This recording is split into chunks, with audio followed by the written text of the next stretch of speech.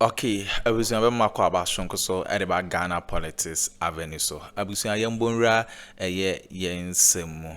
Ɛyɛ Akwatia by-elections. How Kumsin during ɛyɛ Ablekuma North constituency abato a ɛkɔɔ so no. Ntokwa bebree kɔɔ so ɛma kyerɛ sɛ how Kumsin ɛkɔtwɛn pepper spray ɛde baeɛ a pinchen kakra ba na NPP foɔ no saa ɔmo afa ɔmo ho adwene asisi ano ɛyɛ BNI apeke alert a ɔmo ahu sɛ ɔmo air transport ɛyɛ weapons ɛde kɔ ɛyɛ Akwatia a ɛnyɛ asɛm ketewa koraa na ɔmo kyerɛ sɛ by elections na ɛbɛkɔ so no ɔmo ntwe sɛ NDC amanyɔkuo no ɔmo wɔ ɛyɛ Akwatia o enti no sisi ano national securities ɛne ɛyɛ BNI take quick action asisi ano ɔmo ɛho sɛ ɔmo de ɛyɛ etuo ɛne ɛkyɛ sɛ weapons a ɔmo pɛsɛ ɔmo de ko ɛwɔ ɛyɛ Akwatia hɔ na ɛnyɛ asɛm ketewa koraa Mustafa Gbande aba ɛde ho nsɛm bi aba abɛto dwa ɔmo yɛnkɔ na yɛnkɔ ti nsɛm a ɛkɔ so na ɔno nso deɛ ɔkyerɛ sɛ NDC will strike on ɛyɛ NPP for na ɔmo ekura weapons na ɔmo de ba na ɔsan so ɛbobɔ odin bi a kyerɛ sɛ ɔbɔ ɛyɛ NPP Nana B ni din ewo ma sisi ano ni din akwakopi mom yanko na yenkonkoti on subscribe like na share ma afofro nso ensa intumi enkabi aha Ghana politics avenue so medamase majoso yona na maba wo nchen ade matie nie se amakonu mu akwakohia na mo aye nhyehyɛ se wo mo a His Excellency Reverend John Dramani Mahama na Akroma wa ma post bia no say we youth o we organizer we bibia no for post no to sa na tie yo ofamenda wase am say na say makwa she bin tokuru kakra say de okusie no wa bebbo me wusie no etimi anopa ye de bia na am say nra ekusia party National Executive Committee meeting samba kwa be mu said ye okay na on say omampenyi bibia novelty ye wini ye omampenyi decided that he will explore human resource experience what party no. So most, and for the first time, most of party executives right from grassroots, constituency level, national, and they are appointed one into government. It's a different thing from the past. NDC penny na appointing. This time, most of the appointments came from 7 officers of the party, which is a good thing because obia wako kum upon wako ahante your president wako ahayo no wakum akrantie no you don't anya afi ne ekope abro abaman biedi so but also the thinking is that political parties are as a war machine. Even though they are entities, these organizations must always be ready, functioning strong enough to be able to win any competitive race as far as elections are concerned. So they've been the consideration. Say, okay, one more, you appoint to one more free party positions into government. No, saying na party no etimi na juma na government also I do ababa mu se boa manpanyi no ontetere man no wetimi contribute the required and expected output input to help the president fulfill his vision and build a country. Sindra koya debate in terms of the various school of thought considerations. And in the end there was a very illustrated scenario. Majority leader, I think all of us stood on that. He said, we should give it some time and think through and study the implications more. Now, I say, so near Befa party no be koswa na juma na aban so atime na juma. The interesting thing is that Omanpenyi did what he did because of the he said the party must be close to the grassroots. Now, regional secretary. Now, what be a regional minister? You would have already served as a regional secretary. You know the region properly. You know the terrains. You know the demographics.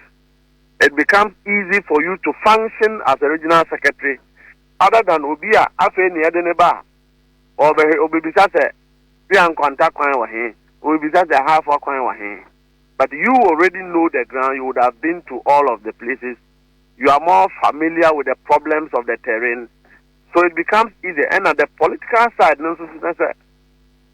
you would have been known by your party people when they want to assess your office. It becomes easy. And the same applies to all other positions. Functional executive and executive members. They are appointed to them. It also gives the leverage. Say, we are party officer. We are now, and I'm so what a muja. Now, one who did wear an agency. I'm paying me a Majuma class a year. Now, we and so Robert give a trialka. A trialka, Saturday, oh, sorry, Unya by a Juma now, quay party a Juma. What do salary bed and let me at all for now on Zaka quay with Juma. And so we are considering all of these scenarios. A general secretary, national chairman. On the by almost in it, he said. They don't belong to any of the school of thought, but they think that we should discuss it and come to a certain conclusion with the matter. Into my instructions that the parties at the regional level should go back. Woman could share constituency for woman discuss it at that level, so that in our next meeting the issue will be tabled again for consideration. Now, but when I Madam Kakra. Media men kahubi. Na mama Sadiwi, we no a branch kahu, a fair constituency kahu, regional nasa a national kwa. Reach from constituency to national. Oh, okay. Now, even the positions no krano, and no general secretary, national chairman, actually, I appointees in an effective woman. There are some category of appointments when you have received that appointment, conventionally, you ordinarily would have to resign. That is what has been happening in the past.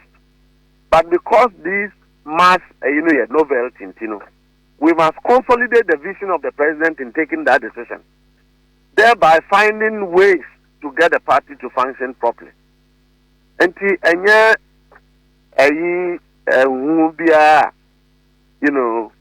but who to say we are DC now, we are constituency secretary and our organizer. You are the president at that level in terms of decentralization. Now, who represent to my opinion? It becomes practically impossible. Say, the secretary some free meeting, now secretary of this assembly meeting. On whose own team.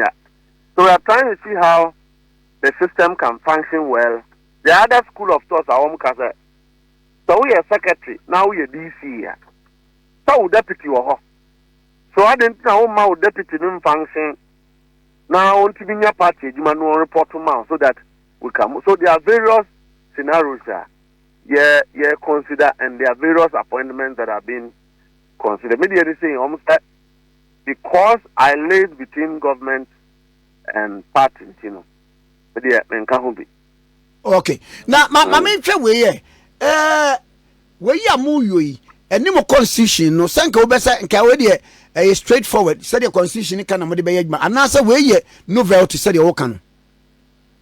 One was that President Mahama made the first president, in fact, in the history of this country, what bomb what they are 20 party for the door. our reward party for baby. Yes. So it's one, a novelty. Two, institutions like the NDC, learning from my superiors, is not only run by constitution. The institution is a living entity. And as people continue to increase and day by day time changes, there must be policies and decisions that organs of the party can do or can take for the betterment of the entity. And this is one of such decisions. The Constitution itself mandates that in cases like this, we should go back to Functional Executive Committee meeting. Mute the idea. A committee, National Chairman and General Secretary, set up committee headed by some few National Executive colleagues. I want to consult to a detail and the report and that report is required to go before National Executive Committee, which involves the region, majority members in Parliament, reps, and appointees. So it's not really a constitutional matter, but it's a matter that can be remedied with this particular procedure also. The other ones who feel that, okay, I didn't know Yama will be a anchor. Now, in the next 1 year, no election, but not a rule that we are appointee, won't mean contest the election there. By that time, you have served your term as a party executive.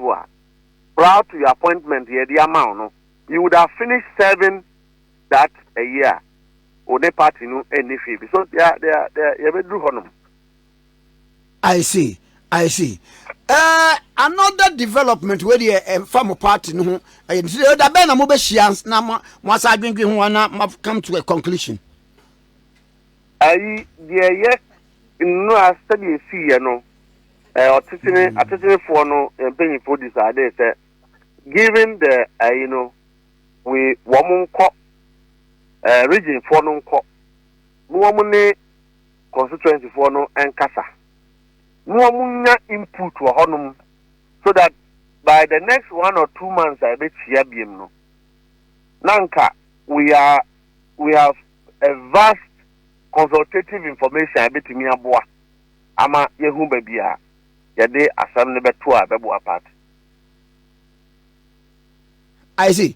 Now, Mamimra, say what the development is so a coso a habakun yes said Dr. Kwabnado for Attorney General no nina yen shisheye say sika na ekwedi wo mo anaye o man sika no so tumi 60% wo man no ebejai case no ana ebe drop case na manaka ema wono so ene nkofo kan ho na iris no maye ema ehunsema ebebrebe matese Franklin kujukura ase ana ne emu at 100% isan say say na tie ena afei nipa bia e ka mra so say first you must be convicted na ye convict we are na mom ya kan kire say ye hold ana adin in suspension or in abeyance na mom ye hold in abeyance no a wo want me and triat say the koye bia ma case de na enumom ene the plea bargaining process no ebe yadwuma nkobo we what to as a student of law it was saying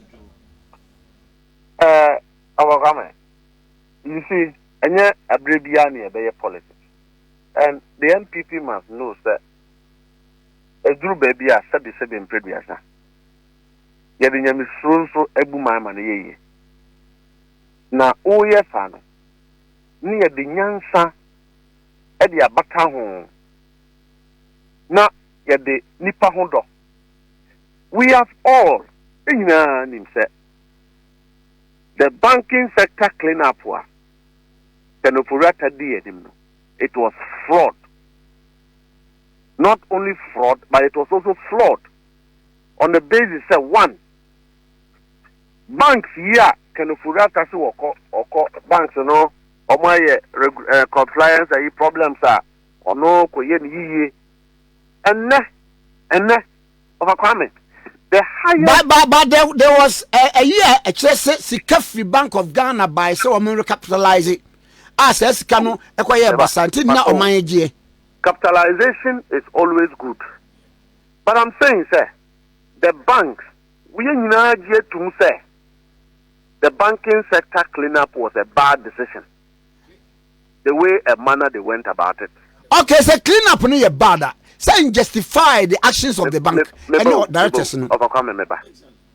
not justifying, but I'm saying that the one who a bank na aban ni woka aban ntuaka na ye say ye sika esase e wo bank no a new bank nti ye gunu na aban so ena ye obi a ode wo kapa. Do you think it's fair? Obi a ode wo ka so asa e wajuma. We have all come to, we have moved past this conversation. Even the decision without considering the number of employees are displacing women and the difficulties that decision posed to people who have invested in banks, depositors, investments, and Akwatia, and they cannot get even their money. You have agreed. You know, sir, Sabia, we project work cry. You say a case study of this. I know you narrow say a buying and a NDC Free Bank of Ghana. Ama directors and board members of a bank say you won't say they are on the verge of insolvency. In T. Sanity, the ammonium koyo. And I establish say because before so you do say no omagia to say ampa there was an embezzlement of a sort. Na baby and Akuffo when say I then the 100% in na. A mudie 100% in na says to 20% to say 60% to. And no idea this Attorney General and a answer because Attorney General and a war a power to undertake plea bargain and also exercise a knowledge protocol discretion. Now, conversation a cool between Attorney General and a suspect. No, Sebia, Onyambe Kasai, Ina Yenimu, and Kemahu Quine, Emma Attorney General Babon Team Bekasa, it will give all of us enough basis, enough information. Okay. Run is our conclusion, but maybe you will be Samia. I believe so. We should find a way of restituting all the owners of the banks. Now, there are other places that our government say who could restaurant now who could now baby house can I went to me and tria. Yes, London. You have more restaurant now for in chance to say we can the best. So be the woka. One bezel fans. Na uwa kwambi so abetimi ama nipa na boa wabua nipa no na watimi ye adwumatua oka. You rather advance towards that progressive method no than a method that won't give you anything. Now one cause a prosecution and a jail obi who jail no does that mean the money will be paid back? But I also think that we should allow the Attorney General who has a duty and the responsibility to explain his actions, either to the extent that he has taken that and it has a national security, a national interest matter. He should come and explain why, how, what went into the decision. Then, contribute to the discussion because at that point, there is a lead information we can rely on to make commentaries. But at this point, the Attorney General has and this is not the first time such a decision has been taken. We've seen it and seen it happening from the Attorney General always. And we should be asking the Attorney General, I've heard Felix Opozukwa Chika said, Attorney General will come out and explain that matter. And so I'm sure that it will give us enough fundamental direct information that will enable our appreciation of the issue. But I think I'm a very happy man because a crime be a banks no you goon, you did politics, goon, no. Now, do New Bank, the end of the year, no. Other people, banks, me, you goon. And what even gives me the evidence that that decision was born out of bad faith, it was captured in a fraudulent document. It was all captured in that document, sir. Senanado be president, Yebegu UT Bank, Yebegu Dr. Kobne Dufo Bank, Yebegu other banks are almost a team for na Sikano, but any Sikan could be a team for the document like that. What me and say, bank no na etiapo, and I send a hang walk up. What me Sadian. And I'm say for an attorney general to get to this level, sir, what take decision, sir? What is saying by bet me a jow? What is saying by bet me a jow? It means that all these inquiries would have been made, all these investigations would have been made, so that the Attorney General is able to examine the effects of prosecution and the effects of a plea bargain. To come to this conclusion, it means that some work have gone down. And now, medical cars and Kiyama okay. Attorney General will have enough information to comment. Me saying, baby, I'm Attorney General Nejuma.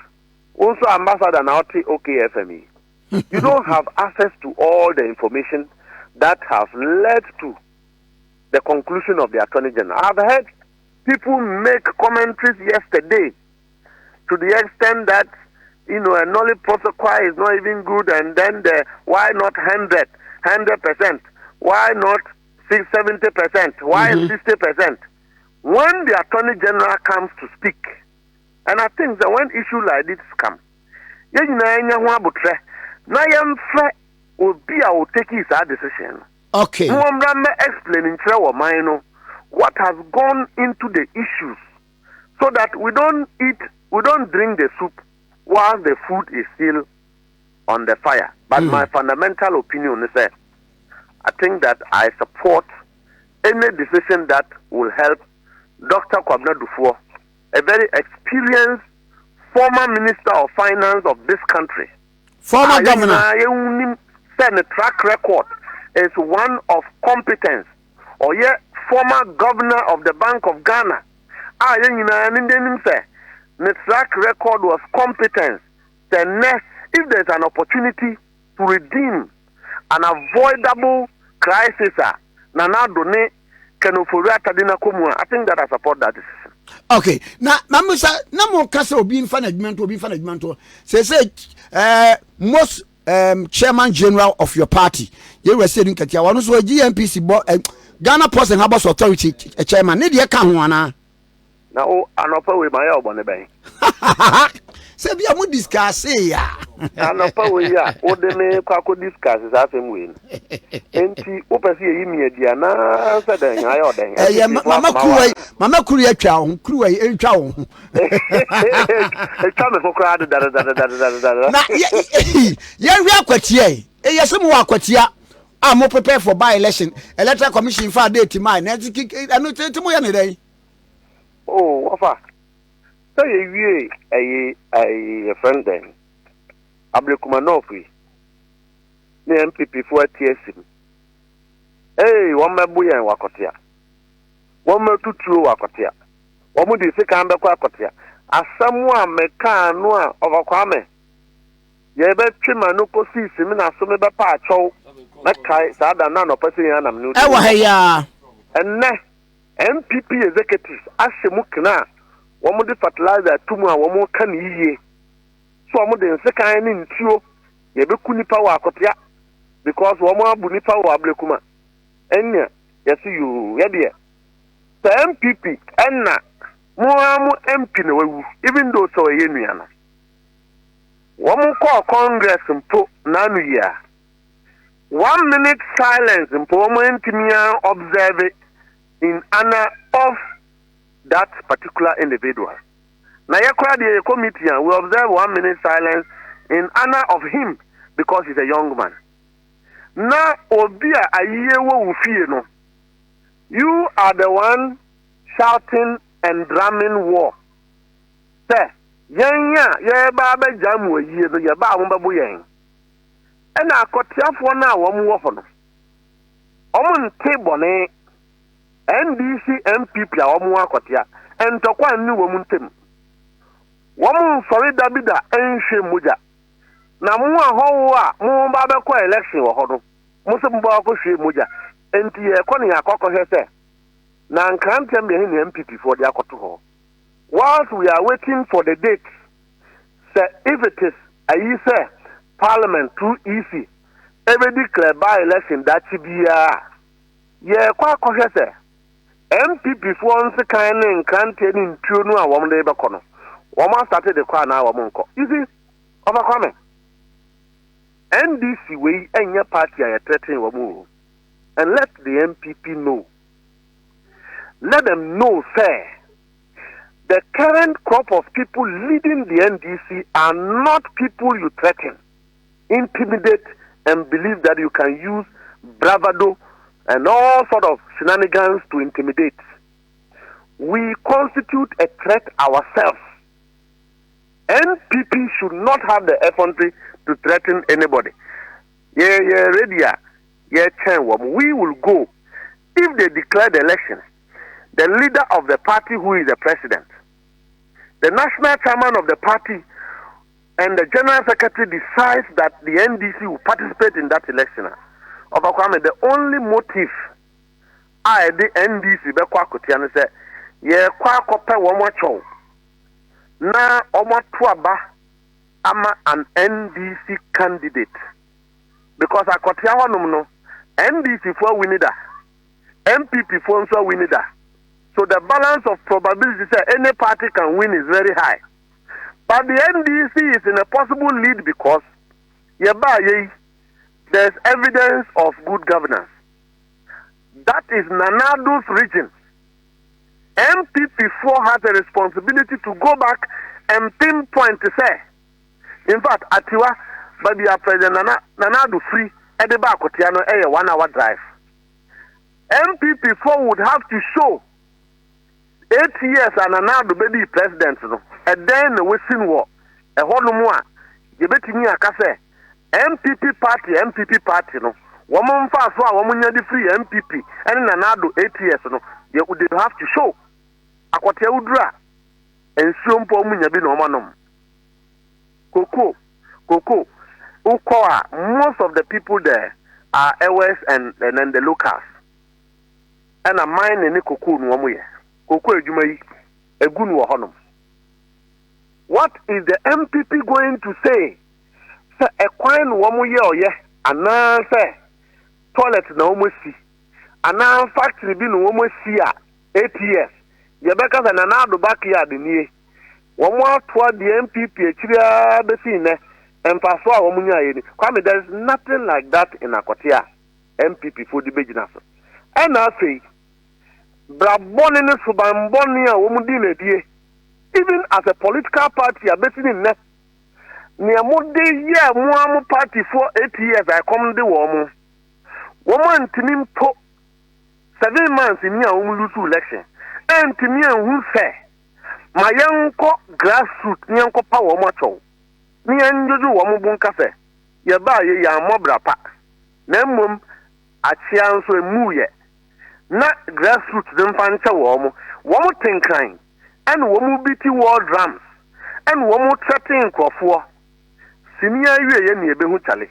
Yet, Ejina ya na so a ya kwa koye ayi a ya hwe said ye be ya election no tenne election ne ba ye ne Akwatia for betimi adi ni yiye. That is what we are doing.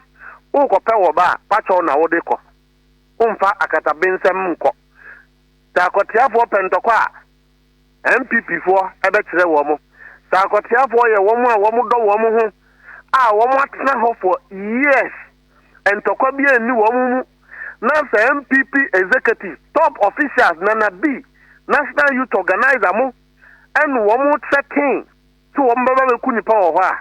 Akwatia for so, Muni, a best man who are in fear. Any mamma was an anopay. Yamin Sao, Masada. mesana da ase owura Okay, abusia we ne ensema ekoso ewo political highway so aye Mustafa Bandi and I nka oma NPP for no strong one na enye asem keto akra beda ma sesa moje pene kokoti sa ensem we edema aha Ghana Politics Avenue so unsubscribe ya subscribe like na share ma afofron so ensa into me enkabi and don't forget to click on the notification bell so that be any updates bia ye be drop bia no monsa ebe to me aka medamase